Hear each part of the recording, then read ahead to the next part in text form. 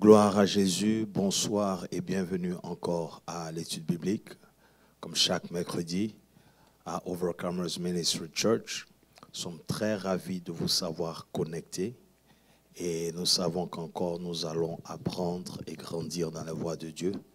Alors je vais laisser les hommes de Dieu vous saluer et nous allons démarrer l'étude. Shalom, peuple de Dieu, que Dieu vous bénisse. Votre serviteur, Pasteur Moses. Shalom, Dieu vous bénisse, l'apôtre. Amen. Amen.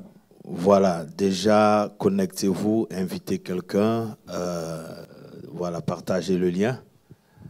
C'est vraiment avec joie que nous allons démarrer cette étude encore parce que la Bible déclare que nous ne vivrons pas seulement de pain, mais de toute parole qui sort de la bouche de l'Éternel. Amen. Donc je vais prier et nous allons démarrer l'étude. Père, merci encore pour ce privilège que tu nous permets de partager la meilleure des nourritures. Seigneur, merci parce que tu nous as emmenés à élever le niveau d'importance de ta parole. Amen. Seigneur, nous prions que ton esprit nous dirige, nous conduise et que, Seigneur, nous grandissons dans ta parole. Que nos fondations soient solides. Prends le contrôle de ce moment et que toute la gloire te revienne au nom de Jésus. Amen. Amen. Voilà, nous sommes toujours dans le ministère de la parole, l'importance de la parole. Et dimanche, il était question de utilise ta bouche pour bâtir, sinon construire ta vie. Et nous avons encore été gratifiés d'un grand message que je vous encourage d'aller suivre et de méditer avec, de prier avec, parce que la parole est éprouvée. Amen. Amen. Alors, Pasteur Moses, est-ce que tu peux encore planter le décor, vraiment nous introduire à partir de ce message et que nous continuions dans l'étude? Oui, mon pasteur, nous bénissons Dieu pour ce temps de la parole, et pour l'inspiration aussi qu'il donne à son serviteur. Que l'Éternel le bénisse davantage et qu'il continue de nous arroser. Et comme tu l'as introduit, bâtir sa vie ou construire sa vie avec sa bouche, cela est vraiment déterminant pour le chrétien que nous sommes. À partir du moment où nous savons que nous sommes de Dieu, Dieu fait tout par sa parole. Okay. Ainsi, si nous sommes de Dieu et que l'Esprit de Dieu habite en nous, cela veut dire en ce moment que nous faisons aussi tout par notre parole. Amen. Et c'est pour cela que le Seigneur a dit à Pierre, tout ce que vous lirez sur la terre sera lié au ciel. Okay. Donc si tu lis ta vie par ta parole, elle sera liée. Amen. Si tu la délies aussi par ta parole, elle sera déliée. Amen. Okay. Vraiment, j'ai été richement béni et je crois qu'on aura le temps de rentrer dans les détails. Yes. Alors, apôtre, comme introduction déjà le titre donne l'impression que c'est pas normal en fait. Parce que tu dis à quelqu'un que tu bâtis ta vie par ta parole, ça peut paraître parce que c'est pas ce qu'on a l'habitude d'entendre en fait. On pense qu'on bâtit la vie par peut-être un fonds d'investissement ou un héritage des parents. Donc vraiment, je veux déjà par introduction que tu nous, si tu veux, tu nous introduis par rapport même déjà au titre du message. Yeah, ça veut dire que lorsque vous ouvrez la Bible et que vous commencez à lire la Bible, vous voyez Dieu nous est présenté. Yeah. La Bible dit dans Genèse 1, verset 1, qu'au commencement, Dieu créa le ciel et la terre. Yes. Amen. Et la terre était informe et vide à partir du verset 2. Et vous voyez on dit que l'Esprit de Dieu se mouvait au-dessus des eaux. Et malgré la présence de Dieu dans la picture, malgré la présence de l'Esprit dans la picture, on voit que rien n'est créé jusqu'à ce que Dieu dise. Yeah. Et donc, c'est pour vous montrer que déjà, dès le début de la Bible, Dieu a commencé à révéler des secrets que très peu considèrent, très peu comprennent. Dieu crée par sa parole. Yeah. Vous comprenez un peu? Et je veux même aller encore plus loin. Bon, c'est des choses de dimanche prochain, mais bon, c'est pas grave. Quand vous regardez la picture, la Bible dit qu'au commencement, Dieu créa le ciel et la terre. Et la terre était informe et vide. Mais ce qui m'étonne, c'est que Dieu est lumière. Yeah.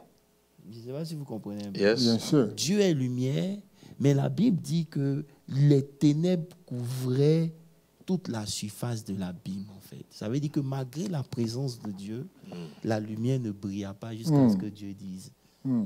Amen. Bon, je vais m'arrêter là. Je ne sais pas si vous avez...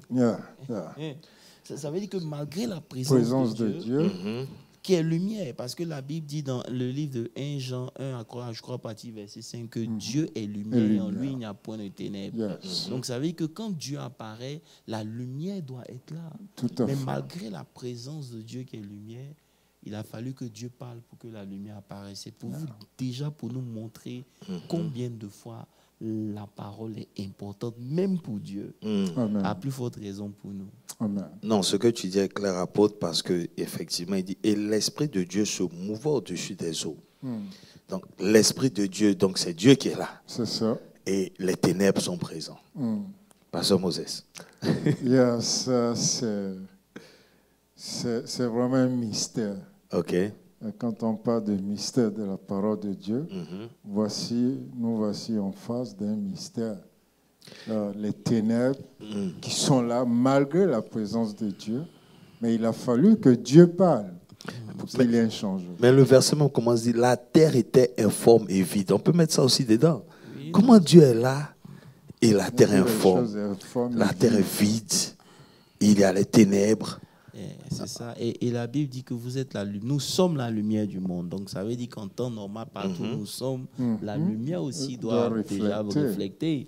Et c'est là que vous vous rendez compte que même quand vous êtes la lumière, vous devez toujours parler la parole si vous voulez voir les choses.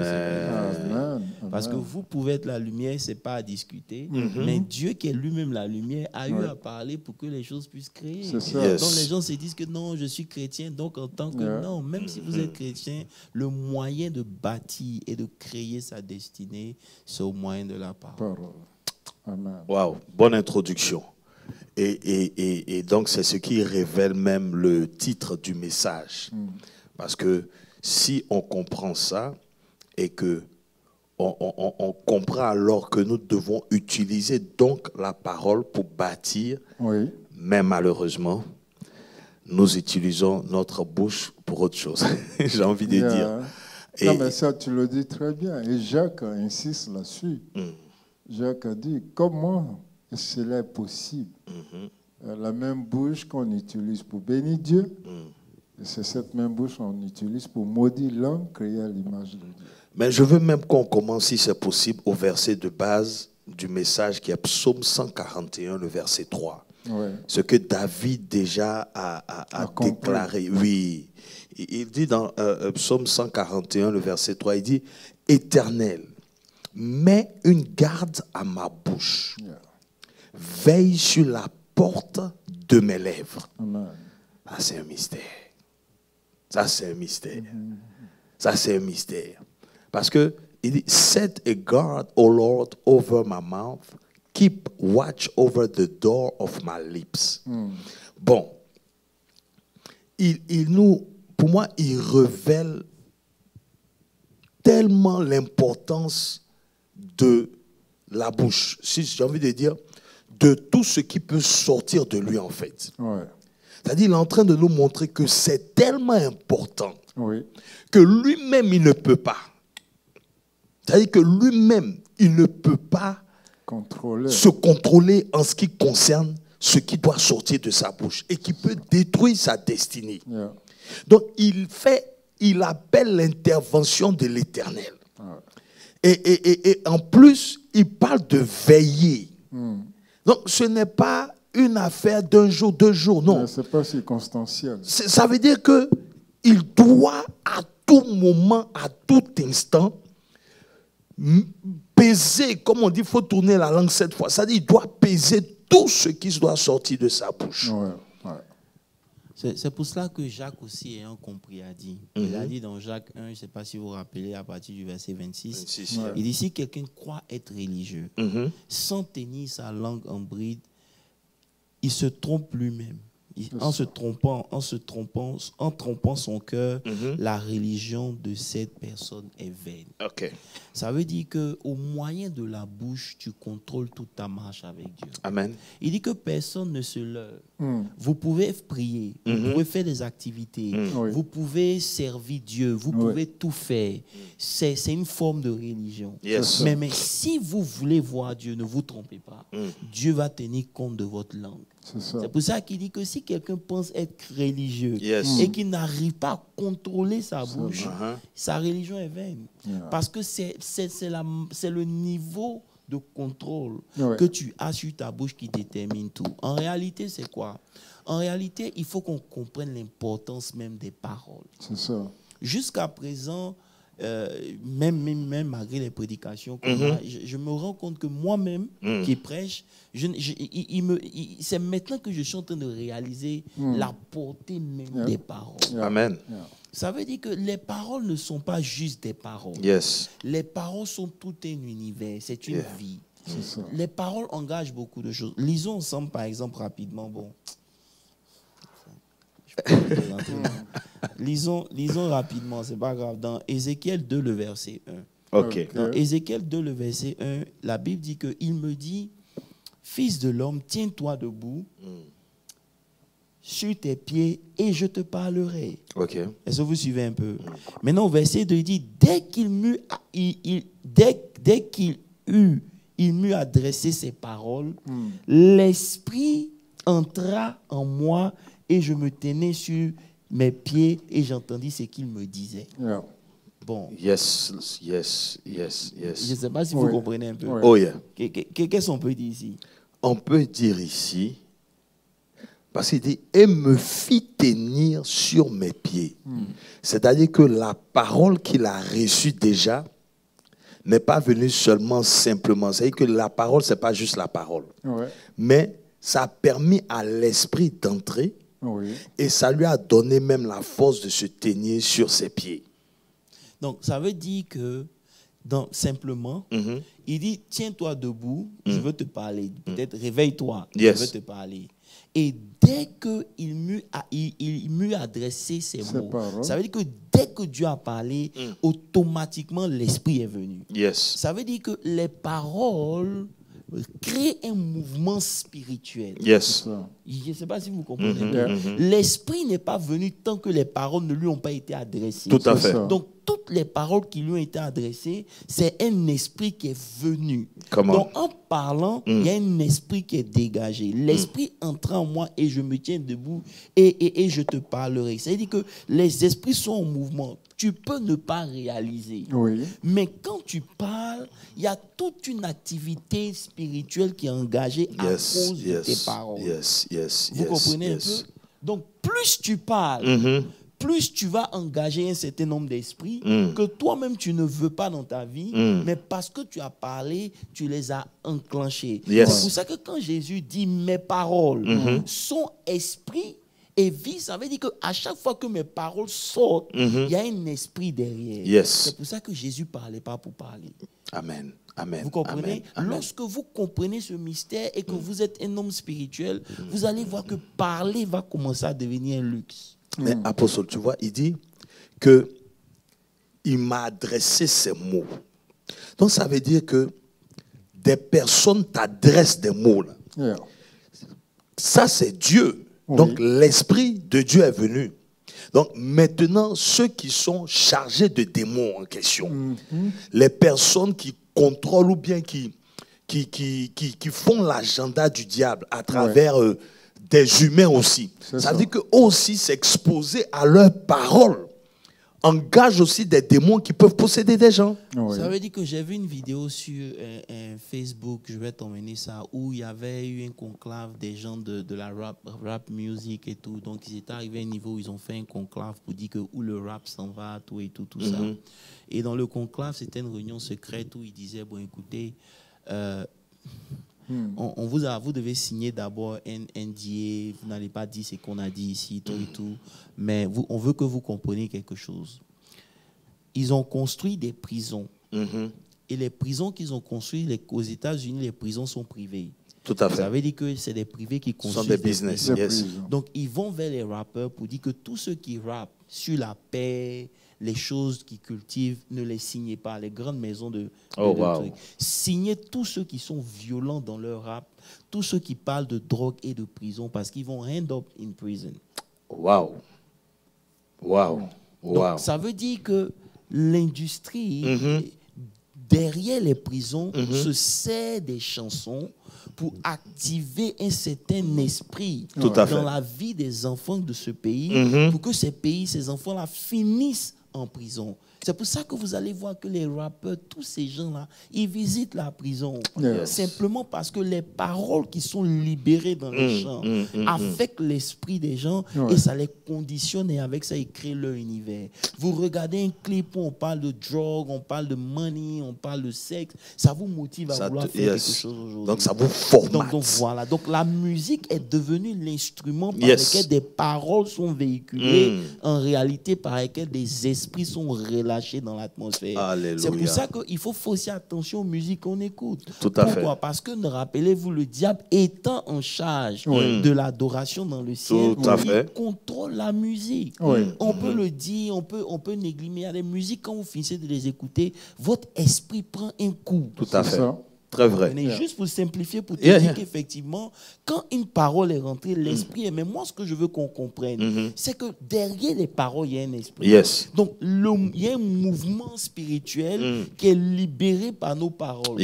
Donc, il y a des esprits qui vont s'attacher à nous, que tu le veuilles ou pas, à cause des choses que tu es en train de dire. Et donc, tu vas influencer, détruire ta propre vie simplement parce que tu as invité des esprits à rentrer en mouvement dont tu n'as pas besoin.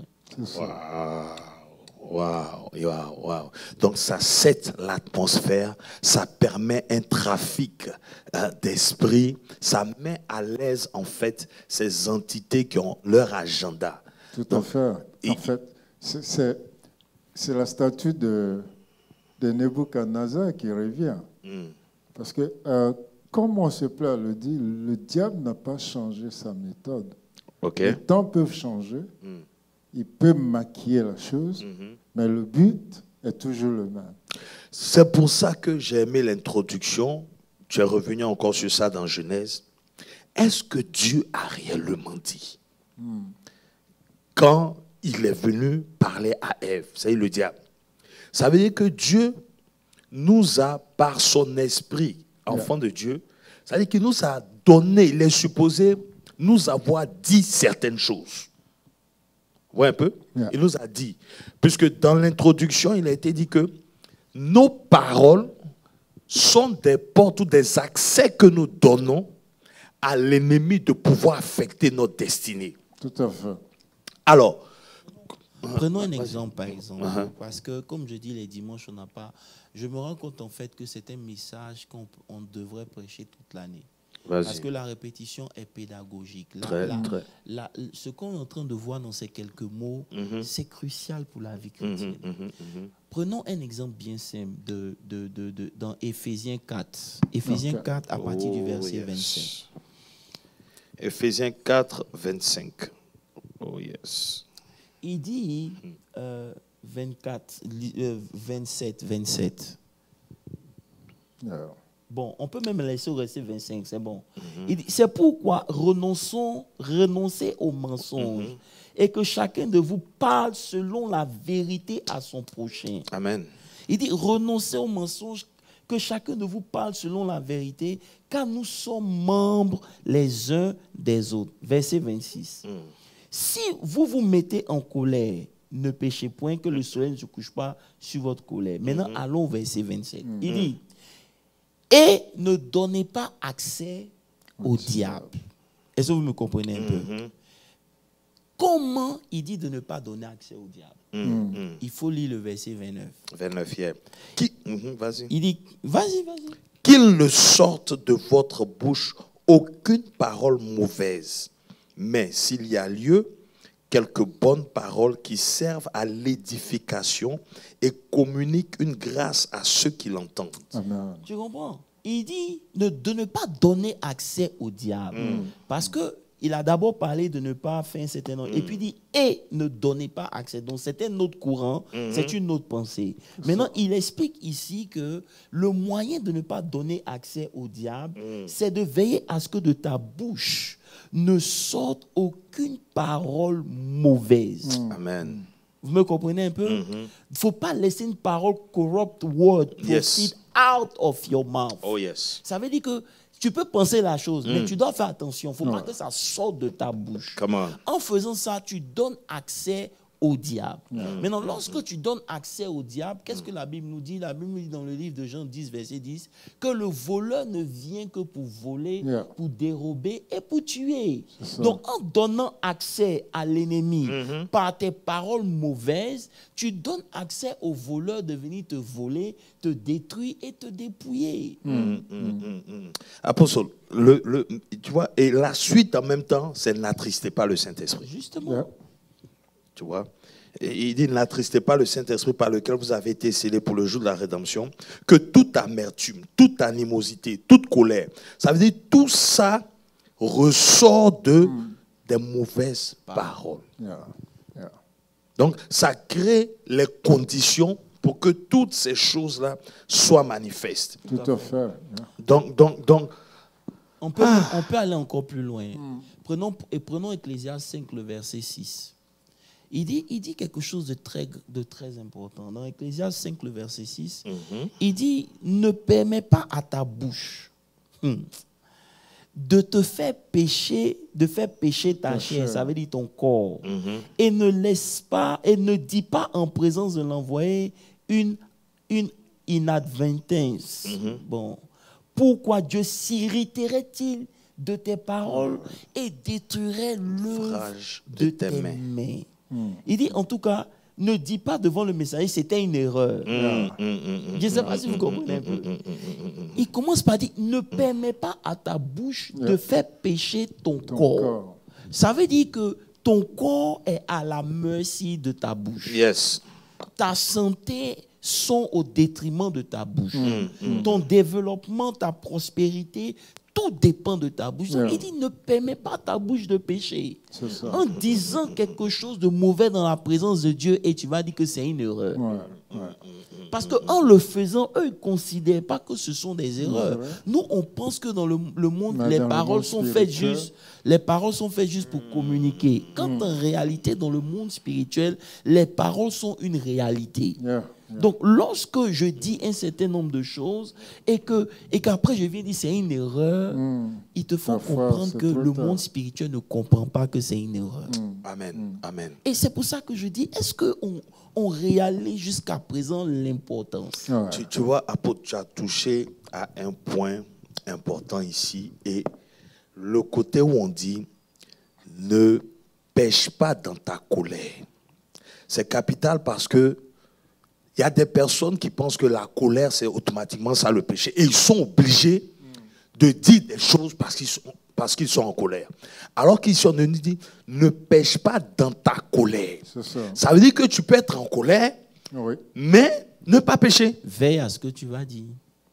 Parce que c'est dans la colère, justement, que beaucoup de choses sont dites. Justement. Et après, on dit que non, c'était une erreur. Maintenant, il dit, pourquoi Dieu va s'irriter? Va-t-il s'irriter de tes paroles? Ça veut dire que quand Dieu va s'irriter de tes paroles, il va aussi détruire l'ouvrage de tes mains.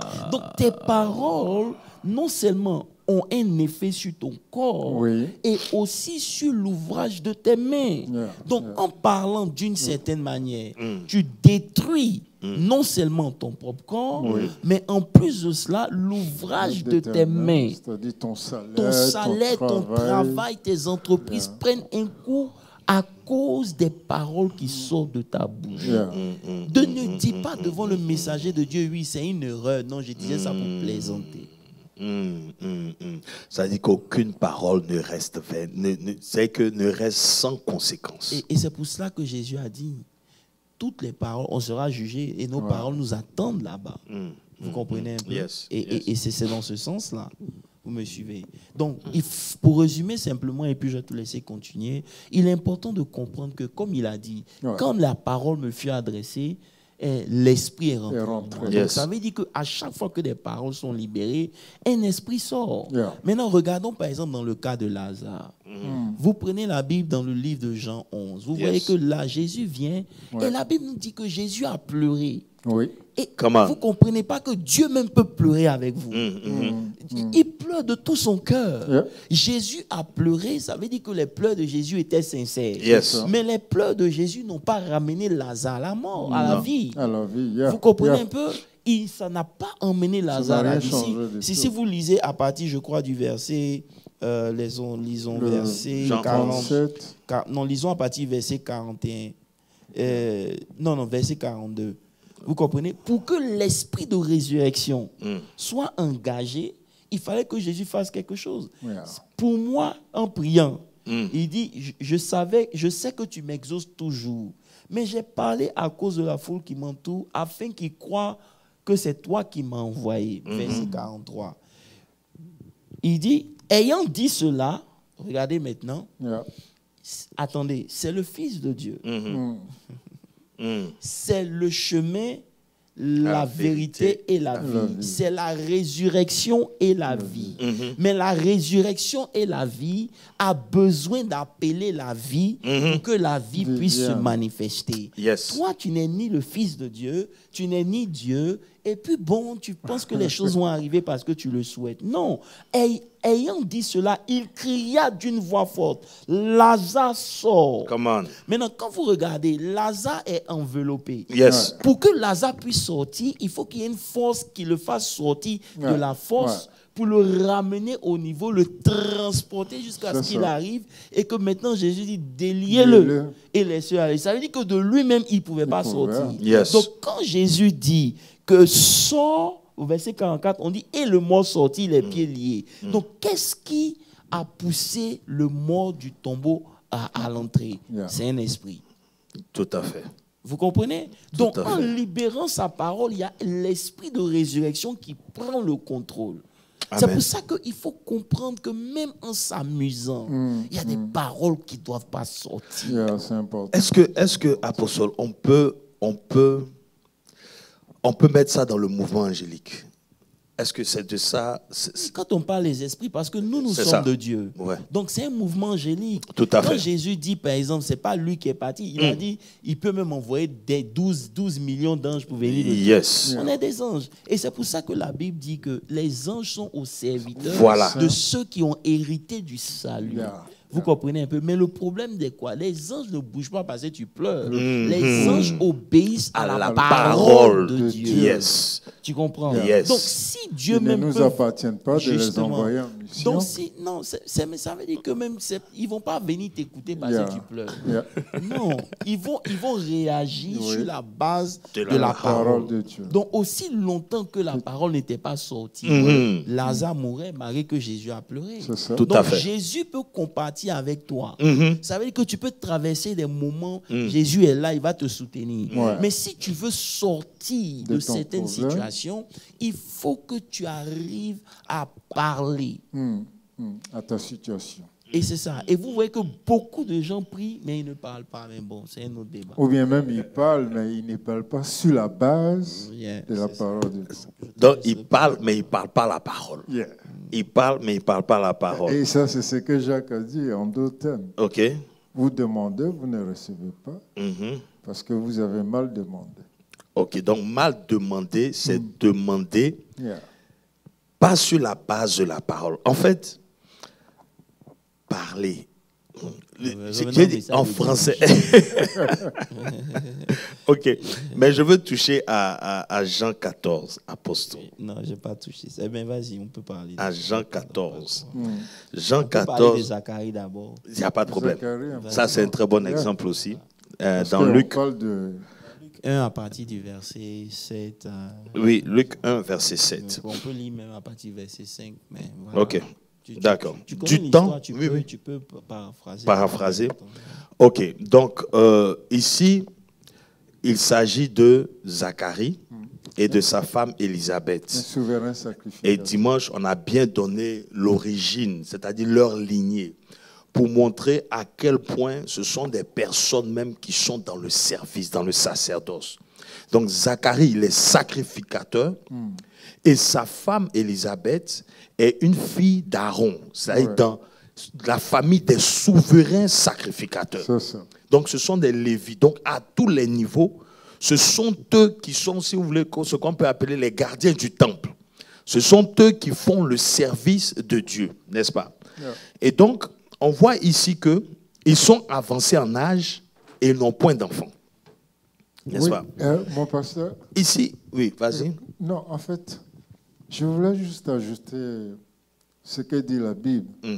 La Bible les a qualifiés d'être justes devant Dieu et devant les hommes. Yes, très important. Ils étaient irréprochables. Tu vois, et déjà là, il y a quelque chose, moi, qui me strike. Parce que la Bible dit qu'ils étaient avancés en âge. Ça veut dire que malgré la stérilité, Zacharie est resté dans son service. Yes. Tu vois ce que je veux dire? Yes. Nous, on abandonne très vite. Hein? Là, je ne sais pas pourquoi est-ce que... Donc, il était constant dans son service. Ça, déjà, pour moi, c'est déjà un message. Donc, son appel ou bien son service n'a rien à voir avec ce que Dieu doit lui donner ou pas. C'est sa personne, c'est qui il est. Amen. Donc, il est dans son service. Maintenant, là où le switch se fait, c'est qu'il est dans l'église, dans son service. N'est-ce pas, apôtre? Est-ce qu'on peut dire ici que... Est-ce que c'est une réflexion? Est-ce qu'on peut dire qu'ici, malgré qu'il était dans son service, et le fait qu'il ne comprenait pas comment ça fonctionnait, il n'a pas eu d'enfant jusqu'à ce que Dieu décide de lui faire grâce? Est-ce que ce n'est pas ce qui arrive à beaucoup parmi nous, qui malgré que, bon, on ne comprend pas les choses, on est dedans, ça fait longtemps, un moment, Dieu nous fait grâce? Ça aussi, c'est bon. Non, c'est juste une réflexion. Oui, parce que quand tu analyses bien, ils étaient justes devant Dieu. Devant Dieu, devant les hommes. Vous comprenez un peu? Ils étaient juste devant Dieu, ils étaient irréprochables. Donc déjà là, même le fait d'être irréprochable devant Dieu, ça leur donnait accès à quelque chose. Tout à fait. Parce que la Bible dit que si votre cœur ne vous condamne point, vous avez de l'assurance auprès de Dieu, ce que vous demanderez, il va vous le donner. Tout à fait. Donc ça veut dire qu'ils sont dans les conditions pour avoir des enfants. Yes. Et nulle part la Bible dit que c'est Dieu qui la rendait stérile. On dit Élisabeth était stérile.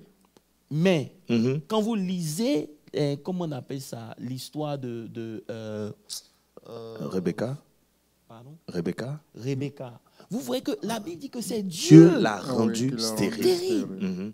Vous me suivez un peu? Mais ici, on dit qu'elle était stérile. Bon, on peut dire que ce n'est pas Dieu. Mais juste pour vous dire que à cause de la fidélité dans laquelle ils étaient, en temps normal, ils auraient pu avoir un enfant depuis longtemps.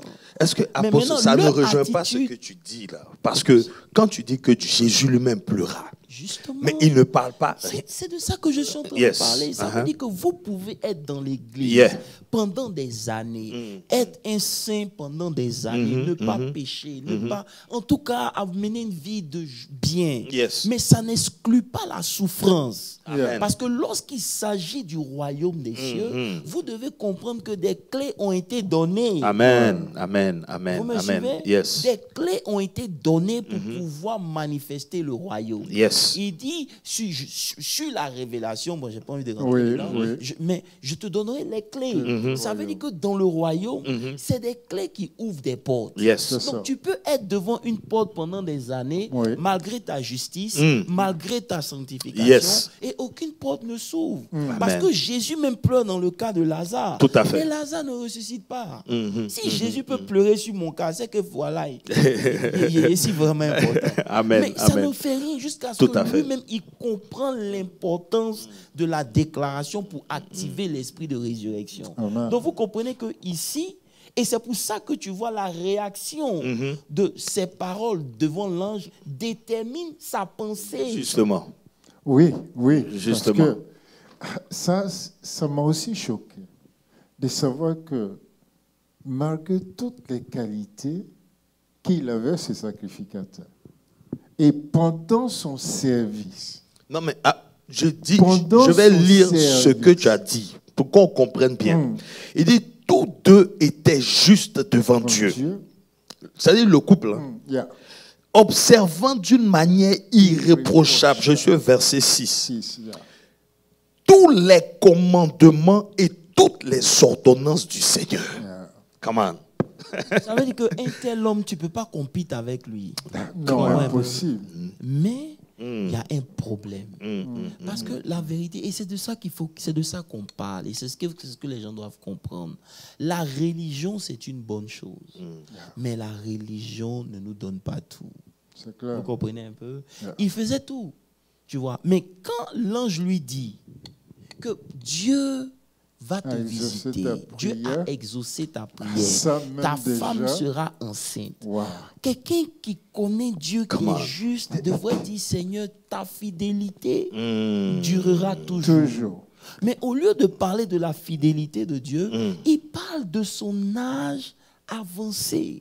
C'est-à-dire, il remet en cause la possibilité de Dieu de le visiter, malgré qu'il soit sacrificateur.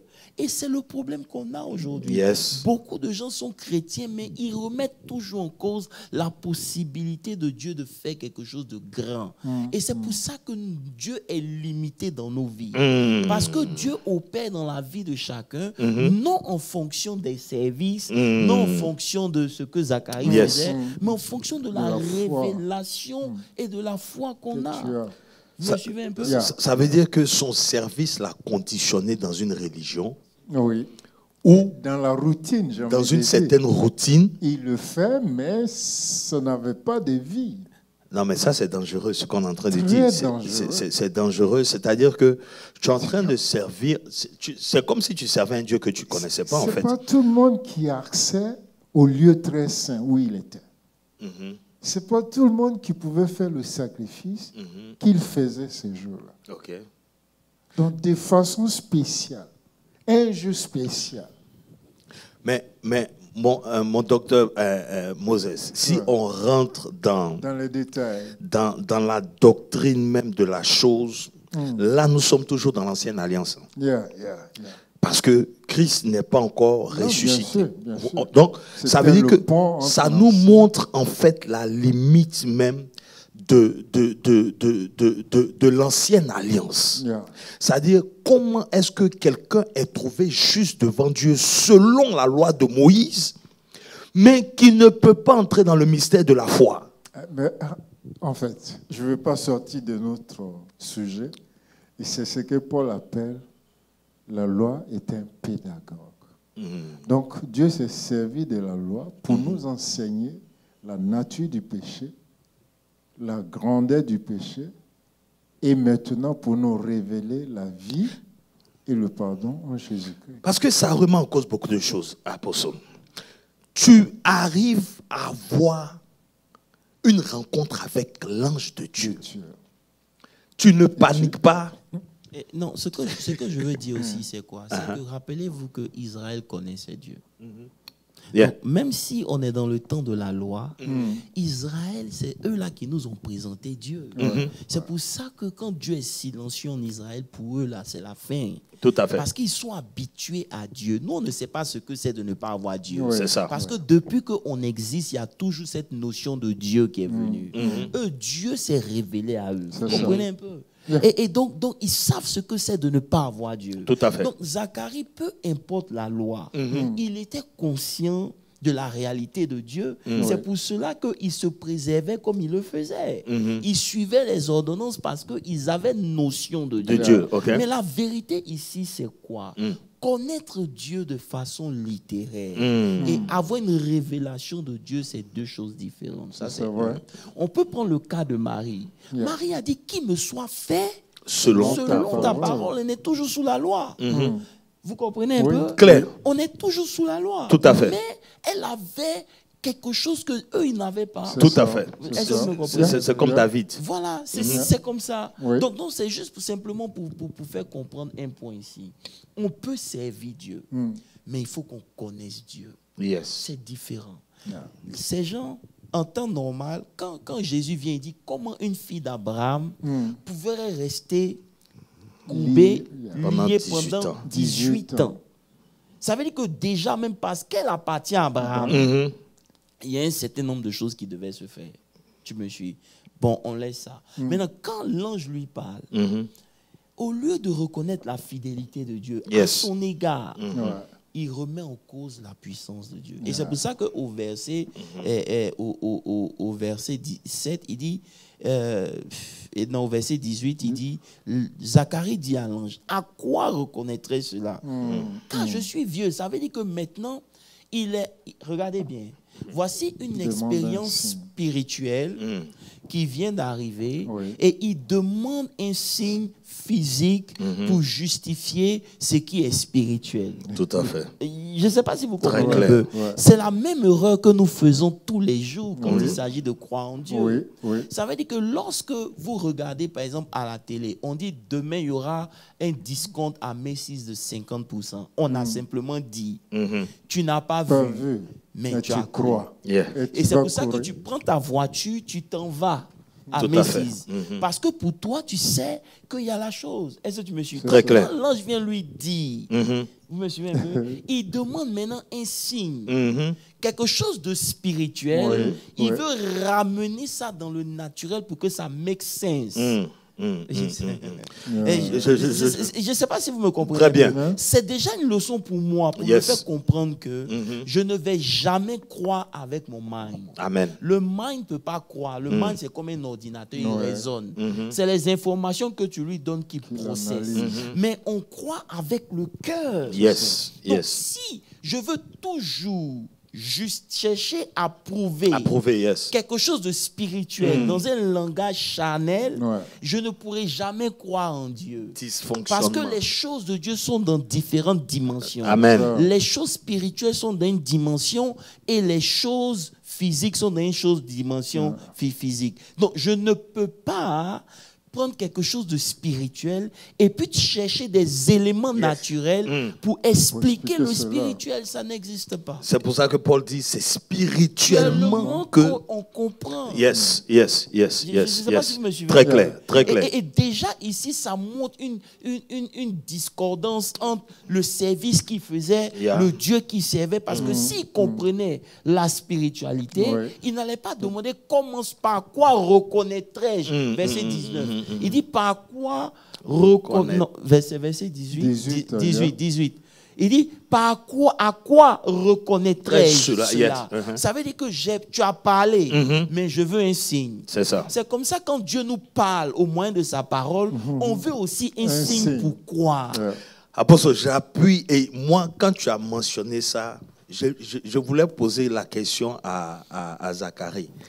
Tu n'as pas lu Abraham? À propos d'Abraham? Tu n'as pas lu Abraham? Justement. Sarah? C'est-à-dire et vous que vous vous définissez d'être d'Abraham. Voilà. Et voilà une preuve.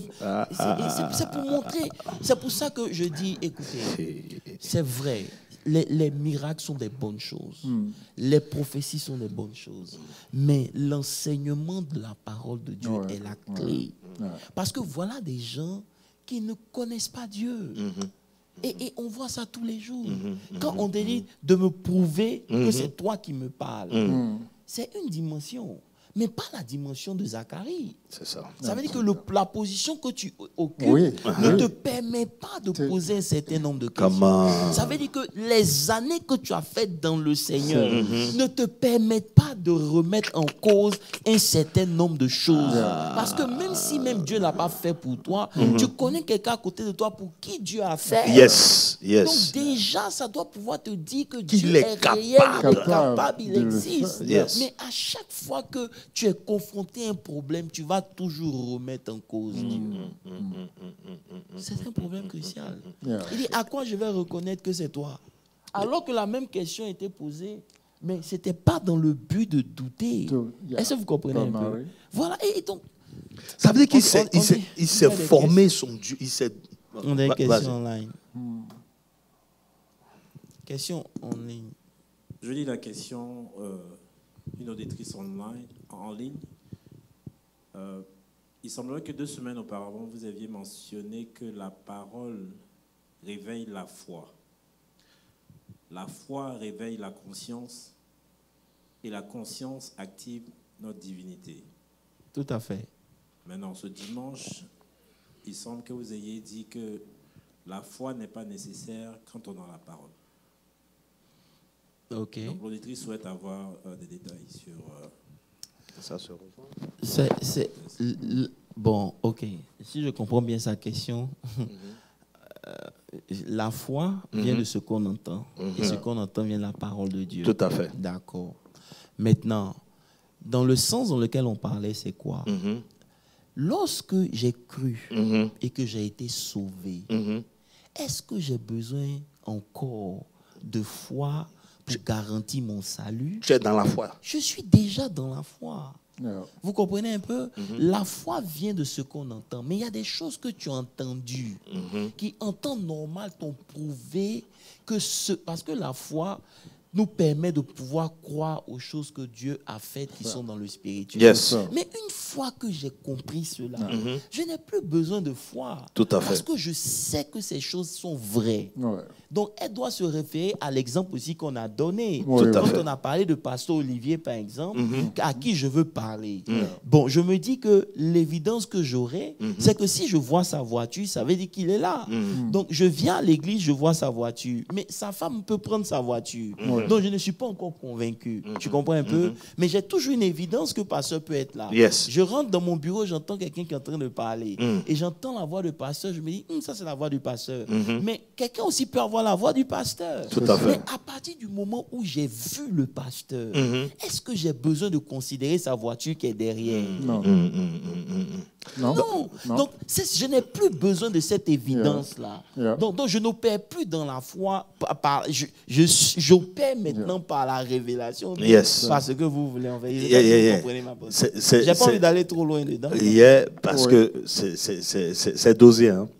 Je ne sais pas qui pose la question, mais c'est dosé. Parce que c'est comme des étapes, en fait. Tu vois, la foi que tu veux avoir, c'est une étape pour rentrer dans la conscience que tu auras, où tu n'as plus besoin de la foi, c'est-à-dire maintenant tu es conscient que c'est tellement vrai. Donc c'est un autre niveau, si tu veux, de foi, mais c'est pour ça qu'il a dit, tu n'as plus besoin de la foi. Et tu n'as plus besoin de revenir en arrière pour voir certaines choses, pour croire. Tu as déjà cru, ça t'a donné une nature qui fait que tu es conscient. Donc maintenant, pour voir les choses, c'est cette conscience que tu as là qui fait que tu déclares et tu vois. C'est-à-dire que tu es conscient que tu es enfant de Dieu. Il y a des choses que tu dis dans tes prières parce que tu es conscient. Justement. Avec ou sans foi. Maintenant, par exemple, quand tu as conscience de la vie éternelle, yes. Et c'est ça. Ça veut dire que tu peux encore douter de la vie éternelle quand tu n'as pas lu. Mais la parole produit en toi la foi que la vie éternelle est réelle. Amen. Non seulement elle existe, mais elle ne sera pas quand tu vas mourir. Yes. Elle est déjà en toi parce que tu portes en toi un trésor. Yes. Est-ce que vous comprenez? Voilà. Tu portes en toi le Zoé de Dieu parce que la Bible dit que tout celui qui n'a pas le Fils, il n'a pas la vie. Et en parlant de cette vie, on parle de Zoé qui est la vie éternelle. Mais celui qui a le Fils, il a la vie éternelle. Tu n'as pas besoin que, comme Zacharie, Dieu te donne un signe par lequel tu reconnaîtras que oui, tu as vraiment la vie éternelle. La Bible a dit, ton esprit a accepté. Parce que et tu choisis ce que tu crois. Parce que tout ce que tu crois, tu ne raisonnes pas. C'est clair, tu ne discutes donc, pas. une fois que tu es convaincu que tu as la vie éternelle, que la vie de Dieu coule en toi, tu n'as plus besoin de foi quand il s'agit de prier pour un certain nombre de choses. Tu as déjà la foi même parce que tu crois en quelque chose que tu ne crois pas. C'est la foi même qui t'a conduit jusque-là. Justement. Et dans cette pensée-là qu'on a dit. Yes. Juste pour répondre à la question. On peut continuer avec Zacharie. Yes, on continue avec Zacharie. Il ne reste pas beaucoup de temps. Donc, la Bible dit qu'il a interrogé. Il dit, à quoi reconnaîtrai-je cela, car je suis vieux et ma femme est avancée en âge. Et vous voyez, quand ça se passe comme ça, l'ange maintenant est obligé de se présenter à lui. Vous dites que, mais attends, tu sais qui te parle? Ça veut dire que c'est pour ça que Dieu dit, vous savez, Dieu est bon, Dieu n'est pas un ange. Parce que les anges sont nerveux. Oui. Ils sont réglo. Dieu a dit à Moïse, à Israël, ne jouez pas avec l'ange là. Si vous jouez avec lui, il va vous frapper. Est-ce que tu te rappelles? Et c'est ça qui est arrivé à Moïse. Et c'est ce qui est arrivé. Donc Dieu, les anges ne jouent pas. Il dit, je suis Gabriel. Je me tiens devant Dieu. C'est-à-dire, il est en train d'élever la valeur de la parole, en fait. Est-ce que tu vois? Il est en train de révéler. En fait, les Ivoiriens disent tu as les foutaises, en fait. En fait, c'est ça. C'est-à-dire que c'est pas n'importe qui est venu te parler. C'est moi, Gabriel. Yes. Je me tiens devant Dieu. Ma mission, c'est d'être l'envoyé. C'est quand Dieu parle que moi, je viens. Et puis moi, je viens et puis tu demandes comment ça va se faire. Alors que tu es serviteur de Dieu. C'est pour ça qu'il dit, bon, en fait, moi, ce que j'ai compris, c'est que ça révèle la nature. Il dit, bon, pour cela, je vais fermer ta bouche. Pourquoi? Parce que tu peux toi-même court-circuiter le miracle que Dieu a commencé dans ta vie. Il n'a même pas demandé la permission à Dieu. Il a fermé la bouche. J'ai aimé quand tu as dit ça, parce que, comme tu disais dimanche, si Dieu n'avait pas fermé sa bouche, il pouvait lui-même gâter son affaire. Il ne pouvait pas, il allait. Il allait gâter son affaire.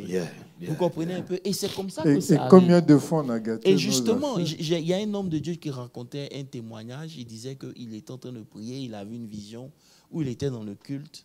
Et les anges sont venus commencer à distribuer des bénédictions. Il y avait un mouvement de l'onction, tout et tout.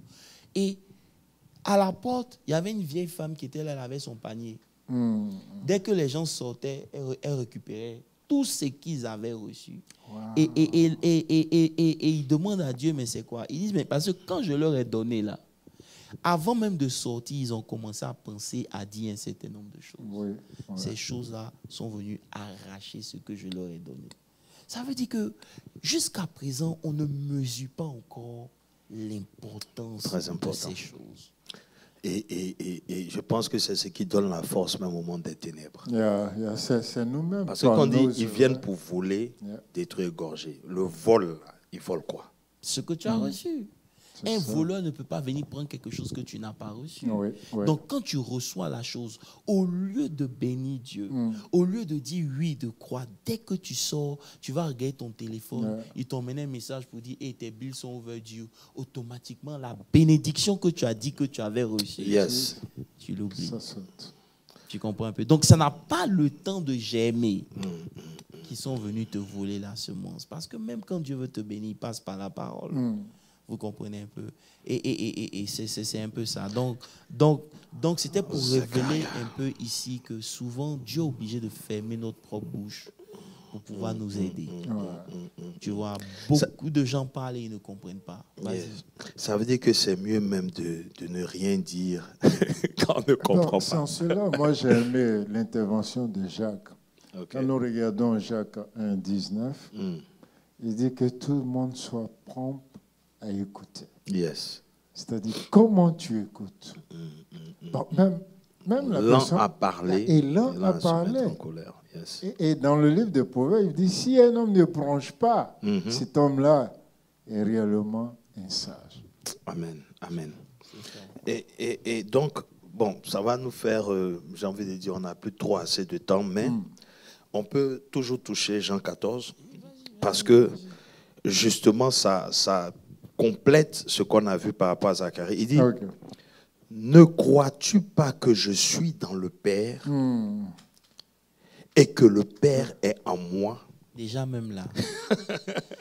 Si tu crois et que tu sais que tu es dans le Père, est-ce que tu as besoin de dire Père? Non. Est-ce que Jésus, en priant, c'est pas, il dit Père, je sais que tu m'exauces toujours. C'est ça. Mais pour eux, fais-le. Tu comprends? Est-ce que Jésus a dit au nom de Jésus, sois ressuscité? Non. Tu vois, apôtre, ça remet toujours en perspective la connaissance de Dieu. Parce que le verset avant, il dit, il y a si longtemps que je suis avec vous et tu ne m'as pas connu. Oh, Philippe. Philippe, celui qui m'a vu a vu le Père. Comment dis-tu, montre-nous le Père? Parce que rappelez-vous de quelque chose. Jésus est la parole. Selon Hébreu 1, verset 1er, C'est ça. il dit que dans les temps anciens, Oui. Dieu a parlé autrefois de plusieurs manières à nos pères par des prophètes. Dans les temps qui sont les derniers, Dieu nous a parlé par le Fils, qu'il a établi, héritier de tout, et par lequel il a aussi créé le monde. Verset suivant. Qui était le reflet de sa gloire, l'empreinte de sa personne. Je ne sais pas si vous comprenez un peu. Ça veut dire que quand on voit Dieu dans Genèse, Dieu crée le ciel et la terre, Dieu dit, ce que Dieu a dit là, la parole qui est sortie là, c'était Jésus. Maintenant, quand vous lisez Jean 1, il dit que bon, puisque Dieu vient parler aux gens et que les gens ne comprennent pas, lui-même Dieu, sa parole, là, il va rendre sa chair. Come on. Yes. Yeah. Donc, parce que dans Jean 1, verset 1, la Bible dit quoi?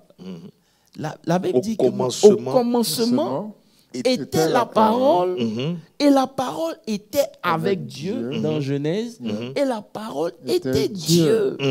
Verset 2, il dit, elle était au commencement avec Dieu. Allons-y. Verset 3. Et toutes choses ont été faites par elle, et rien de ce qui a été fait n'a été fait sans elle. Même le diable a été fait par la parole. Donc le diable a été fait par Jésus. Bon. Donc, s'il était la parole, cette parole au commencement a pris une forme. C'est pour ça qu'il dit, mais attends, est-ce qu'on peut dissocier ma parole de moi? On ne peut pas.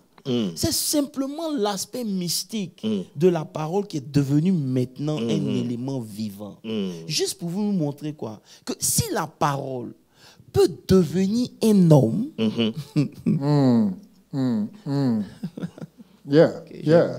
Pousse. Non, je pousse pas. Pourquoi je pousser? Si la parole de Dieu qui était au commencement, Dieu décide que ça devient un homme. Ça dit son expression. Dieu est esprit. Hein? Voilà. Ça veut dire quoi? Comment je peux connaître ce que tu as dans ta pensée si tu ne le dis pas? C'est en parlant que je peux parvenir à avoir accès à ce que tu penses. Donc, Jésus, là, si vous lisez le verset 14, la Bible dit quoi? Verset 14, la Bible dit que la parole a été faite chair, elle a habité parmi nous, pleine de grâce et nous avons contemplé sa gloire, une gloire comme du Fils unique venu de Dieu. Ça veut dire que la parole est l'empreinte, la parole est la visibilité du Dieu invisible. C'est pour ça que dans Colossiens 1, voilà. Pour continuer, verset 18. Là, verset 18, c'est pour ça qu'il dit 18. Jean 1, 18. Verset 18. Tu vois? Personne n'a jamais vu Dieu. Seul le Fils unique qui est dans le sein du Père est celui qui l'a fait connaître. Donc Jésus est la personnification visible de Dieu. Amen. Vous comprenez un peu? Et donc, puisque, écoutez bien, c'est là où ça devient intéressant. Puisque Jésus était auprès de Dieu, était Dieu, était, si vous voulez, en Dieu, parce que la parole était en Dieu. Si cette parole-là peut rentrer en vous, vous habitez. C'est ça qui est le combat. C'est ça qui est le combat. C'est ça qui est le combat. C'est pour ça que l'ennemi veille à ce que la parole ne rentre pas. Quand on prêche, tes pensées sont ailleurs, il emmène des choses, il te combat. C'est-à-dire que tu es distrait. C'est là qu'on a besoin de la foi. Ça veut dire que si cette parole-là qui a été faite chair vient habiter dans ton cœur pleinement, c'est aussi quelque chose. Si elle demeure, c'est Dieu qui vient demeurer avec toi. Emmanuel. Et c'est pour ça qu'il dit que si votre cœur ne vous condamne pas, parce qu'il est là. Donc, il n'y a pas de condamnation. Vous avez l'assurance. Yes. Tout ce que vous demanderez en mon nom, il le fera. Parce que c'est la parole qui est en train de parler. Yes, Je yes, sais pas si yes. je me suis C'est très clair et c'est vraiment là le combat. C'est vraiment là le combat parce que, justement, il dit, les paroles que je vous dis, je ne les dis pas de moi-même. Tu vois? Ça veut dire que... Et là, il y a un point que je veux souligner. Rappelez-vous qu'il est la parole faite chair. Justement. Donc ici, il est en train de dire, c'est le logos. Maintenant, quand lui parle, il ne sait pas le logos qui parle. C'est le réma qui sort. Et c'est pour ça qu'il dit que c'est mon Père qui fait ses œuvres. Donc il a rattaché les œuvres au réma. Je ne sais pas si vous comprenez, mais c'est dans ce sens-là qu'on a dit que c'est bon de connaître la parole de Dieu, mais il faut chercher et ainsi dit l'Éternel. Ça veut dire qu'il est là, il est le logos. Mais dans le logos, il faut que le réma puisse sortir. Il faut aussi la saisir à son temps. C'est pour ça que quand, par exemple, il marche sur les eaux et que Pierre vient, Pierre lui dit, Seigneur, c'est toi. Il dit, c'est moi. Il dit, bon, si c'est toi, donne-moi une parole personnelle sur laquelle je vais, moi, marcher. Vous comprenez un peu? Donc, Pierre ne sort pas de la barque parce que les enfants d'Israël ont traversé la mer sans se noyer. Pierre ne sort pas de la barque parce que les fleuves du Jourdain se sont ouverts. C'est ce que la Bible dit. Mais il dit, ordonne. Ça veut dire que quand Dieu te donne un réma, tu peux vivre avec ces rémas. C'est dans ce sens, il dit que Dieu, l'homme ne vivra pas de pain seulement, mais de tout réma. Toute parole qui proceed out of the mouth of God. Ça veut dire que toute parole que Dieu t'a donnée devient quelque chose, devient une substance. Ce n'est plus juste la parole écrite, l'ensemble des histoires, mais ça devient maintenant l'esprit et ça devient la vie que ça doit produire. Et c'est ce qu'on doit rechercher. Maintenant, tu ne peux pas parvenir au réma sans avoir accès d'abord au logos. Vous comprenez? Parce que c'est le logos qui produit le réma. C'est pour ça qu'il dit médite jour et nuit. Parce qu'en méditant et en agissant fidèlement, tu vas parvenir à un réma. Et c'est ce réma-là qui va te donner de prospérer dans tout ce que tu feras. Mais si tu ne médites pas, tu as short de réma, de logos. Et si tu as short de logos, le réma sort comment? Amen. C'est pour ça que, tu vois, dans le cas de Zacharie, s'il avait le logos, non, s'il avait le réma. Non, le logos d'abord. C'est le logos, c'est la connaissance déjà de l'histoire de son ancêtre Abraham. Ça constituait un logos. Et puis maintenant, de ce logos-là, il tirait son réma, qui le met en confiance que particulièrement à lui. Mais mon pasteur, comment un pasteur, je dirais même de nos jours, peut ignorer ces miracles de Dieu vis-à-vis d'Abraham et Sarah? Non, amen. Ça peut arriver. Bon, c'est pas que tu ignores, tu connais, ça reste une lettre, mais ça ne devient pas vie en toi. Là, c'est des gens qui ont appris. Mais ça devient religieux. Mais pasteur, il a dit que la lecture, c'est ça. C'est l'esprit qui vivifie. Si vous lisez par exemple Jean 6, 63, il dit la chair ne sert à rien. N'est-ce pas? Et c'est la même parole, il a dit à Nicodème. Et c'est l'esprit qui donne vie. Mais regardez quelque chose. Il dit les paroles que je vous ai dites sont esprit. Ça veut dire que ce qui donne la vie là, c'est les paroles. Je ne sais pas si vous comprenez un peu ce que ça veut dire. C'est-à-dire que quand vous lisez, il faut faire attention. Il dit c'est l'esprit qui vivifie. Maintenant, comment l'esprit vivifie?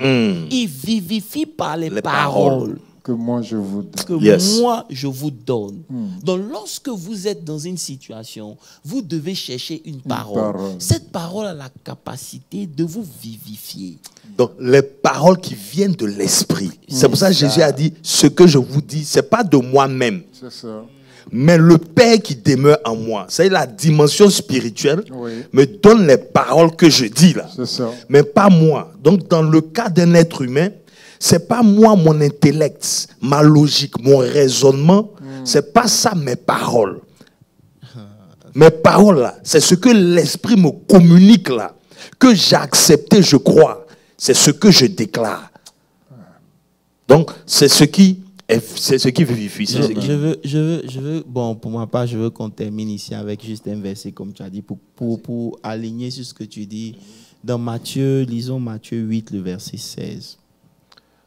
Matthieu 8 verset 16. La Bible dit que le soir, on emmena auprès de Jésus plusieurs démoniaques. Il faut lire le reste. Il chassa les esprits par sa parole. Seigneur. Vous comprenez un peu? Ça veut dire que... Non, dimanche. Ok, c'est bon. Il chassa les esprits par ses paroles. Et après, il guérit tous les malades. Ça veut dire quoi? Les paroles contenaient ce qui chassait les esprits et les paroles contenaient ce qui guérissait. Donc, après avoir libéré la parole, les esprits sortent et en même temps, donc ça veut dire que les paroles contiennent la vie. Si vous lisez Jean 1, le verset 4, Jean 1, verset 4, il dit que en elle, la parole. Ça veut dire que la vie, là, elle est enveloppée dans les paroles. Vous comprenez un peu? Maintenant, dimanche, c'est bon. Gloire à Jésus. D'accord, que Dieu vous bénisse. Voilà, on vous rappelle que vendredi, il n'y a pas prière. Vendredi, il n'y a pas prière. Nous nous retrouvons dimanche. Sinon, pour certains, nous nous retrouvons vendredi au mariage de la sœur. C'est ça. Voilà. Alors, j'ai envie de dire, apostole, homme de Dieu, on va prier.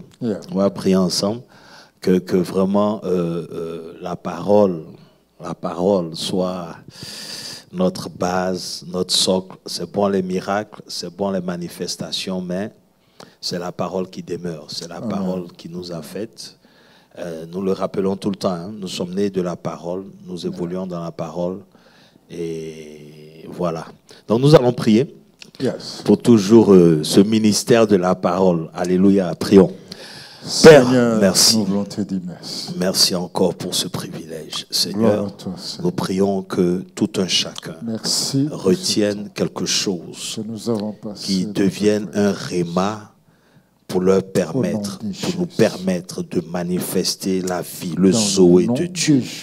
Père éternel, merci pour tes serviteurs, pour tes pasteurs, merci pour la technique, merci pour tous les départements, merci pour ton ministère, Père éternel, que tu établis dans le ministère de la parole et la prière, afin que, Seigneur, nous puissions continuer ce que nos ancêtres, les apôtres, ont bâti, et que nous manifestons ce que nous voyons dans les Écritures aussi, et au-delà même de ce qu'ils ont fait à travers nos ministères, au nom de Jésus. Père éternel, prends toute la gloire, et nous prions pour dimanche déjà. Reçois toute l'honneur et la gloire. Dimanche, un culte merveilleux dans ta présence, au nom de Jésus. Amen. Amen. Bonne soirée.